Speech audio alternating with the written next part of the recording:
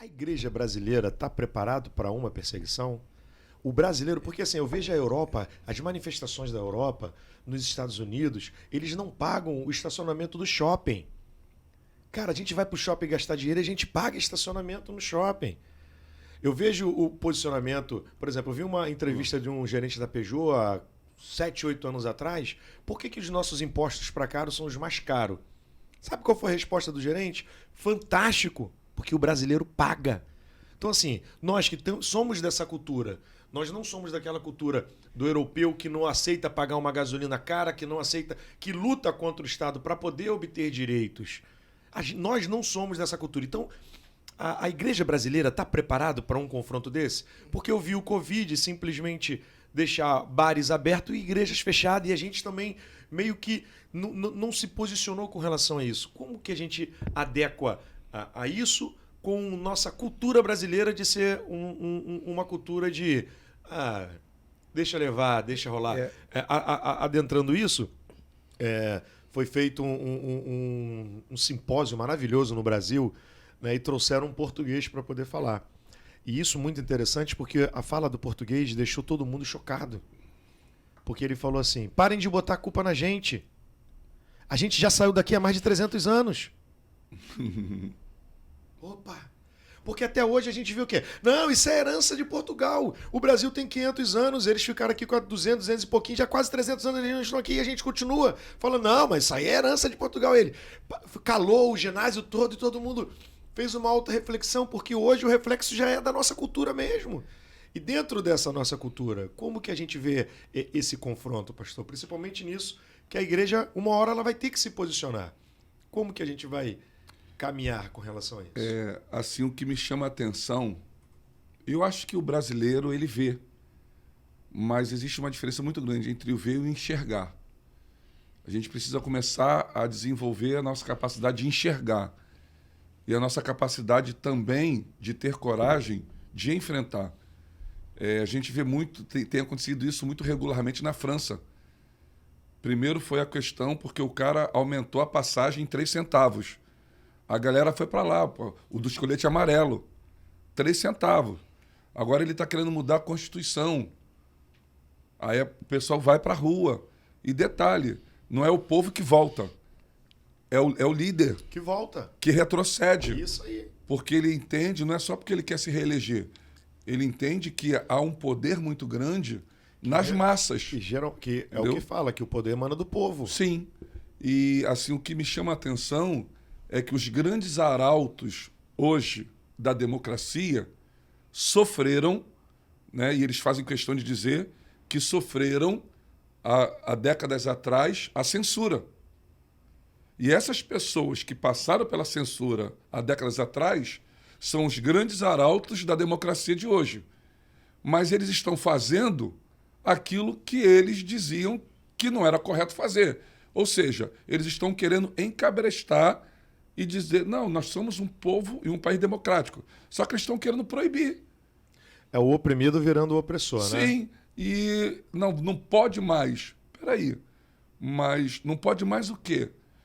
Por exemplo, nós temos uma escola, a Igreja do Nazareno, culturalmente, ela tem aquela visão, nós somos armínio wesleyano, então nós viemos de um movimento de santidade, viemos de um movimento de Wesley, e Wesley ele tinha algumas vertentes de trabalho, que o ser humano ele é corpo, alma e espírito.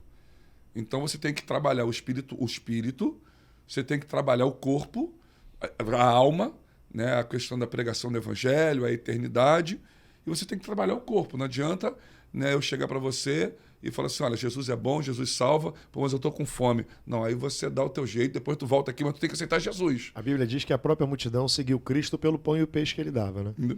E ele deu. E em algum momento ele, peraí. E Tiago diz o seguinte, se a gente pode fazer o bem, não faz, a gente comete pecado. Sim. Então, a Igreja do Nazareno como um todo, ela trabalha o viés espiritual com igrejas, ela trabalha o viés social, que é o trabalho social, né? Que é o amparo, o acolhimento ao morador em situação de rua, e outros trabalhos. Mas também nós trabalhamos com o setor educacional. Nos Estados Unidos são 9 ou 10 faculdades que nós temos espalhadas pelos Estados Unidos, na África, no Brasil, em Campinas. Então, nós temos também escolas. Então, nós trabalhamos também com o segmento educacional, né? Fala Senasa, mas o que é o Senasa? Centro Educacional, nome fantasia. Centro Educacional Nazareno.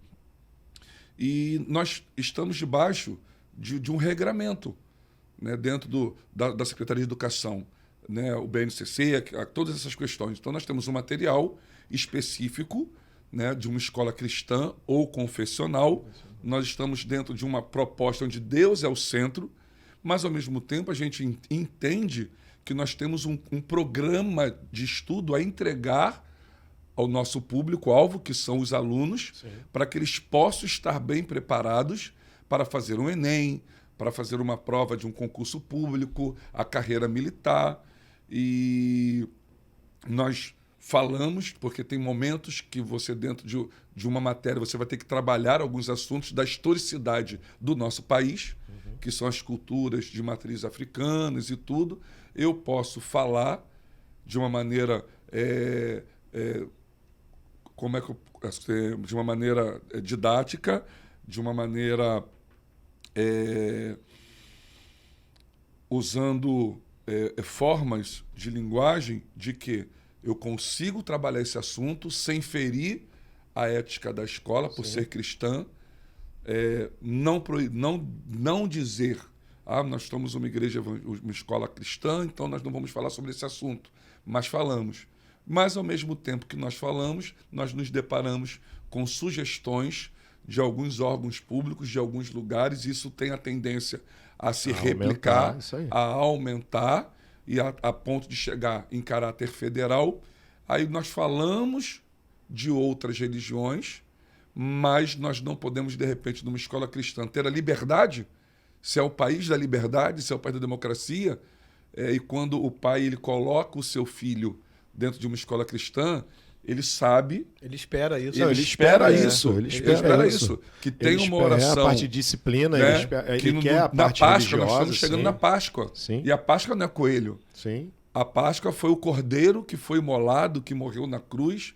Então a gente faz essa associação sem agredir, sem ferir, sem ofender. A criança ela não vai ficar triste, ela não vai ficar chateada, ela vai levar o chocolate dela para casa, mas ela vai aprender uma lição. Por quê?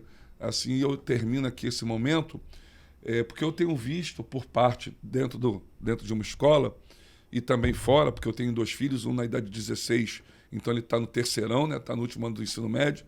Eu tenho outro, né, que chegou no 6º ano, ele saiu de uma professora, agora tem 10 professoras, e ele chegou todo feliz: pai, eu subi mais uma rampa, porque a nossa escola ela é composta de 3 andares.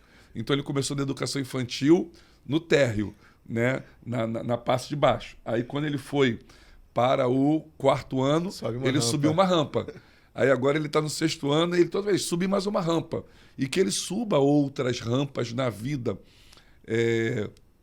E nós vamos... Eu tenho filhos na idade escolar. E o que a gente tem percebido por parte de uma grande maioria dos pais? Que eles estão preocupados em preparar os seus filhos para o futuro. Só que eles estão esquecendo de preparar os seus filhos para a eternidade. Então é aí que entra a escola cristã, a educação confessional, porque nós vamos focar no ensino, no estudo.